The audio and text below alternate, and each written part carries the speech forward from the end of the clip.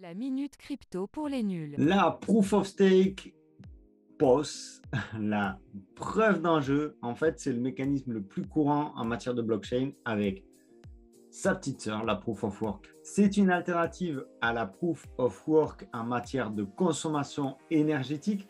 On ne va pas parler de mineur dans le cadre du proof of stake, de la preuve d'enjeu, mais on va parler de minter. Dans la proof of stake, en fait, il n'y a pas d'investissement en matériel. On va parler d'un autre type d'investissement, celui d'un investissement en crypto. Pour participer, on doit avoir une quantité suffisante de tokens. En gros, plus tu possèdes des tokens, plus tu as de chances d'être sélectionné pour avoir une récompense pour ton travail. Comment ça se passe? Eh bien, les utilisateurs mettent à disposition tout ou partie de leurs tokens pour devenir des minters. Ensuite, l'algorithme prend le dernier bloc de la blockchain et sélectionne aléatoirement un minter pour lui demander de créer le bloc. Si ce minter n'est pas assez rapide, eh bien l'algorithme va aller choisir quelqu'un d'autre pour avoir cette récompense et pour pouvoir minter le bloc suivant.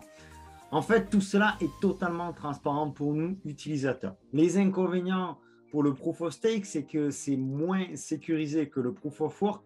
Attention, il n'y a pas non plus lieu de s'alarmer outre mesure. Un inconvénient qui pourrait paraître énorme, c'est que si jamais quelqu'un détient plus de 51% des tokens en circulation, il a tous les droits sur la blockchain, il a tous les droits sur le token en question. Ça aussi, ça m'étonnerait que ça arrive un jour. Les principaux avantages, outre la faible consommation d'énergie par rapport au Proof of Work, on a aussi quand même une solution qui est moins coûteuse, qui est nettement plus abordable pour l'ensemble des utilisateurs pour pouvoir minter, d'accord. On a aussi quelque chose d'intéressant, c'est ce qui évite finalement le monopole. Je viens d'en parler avec les 51%.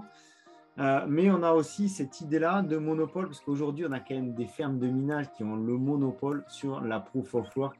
Et quelque part, c'est plus trop en adéquation avec l'esprit de liberté des blockchains et de la crypto-monnaie. C'était la minute crypto pour les nuls.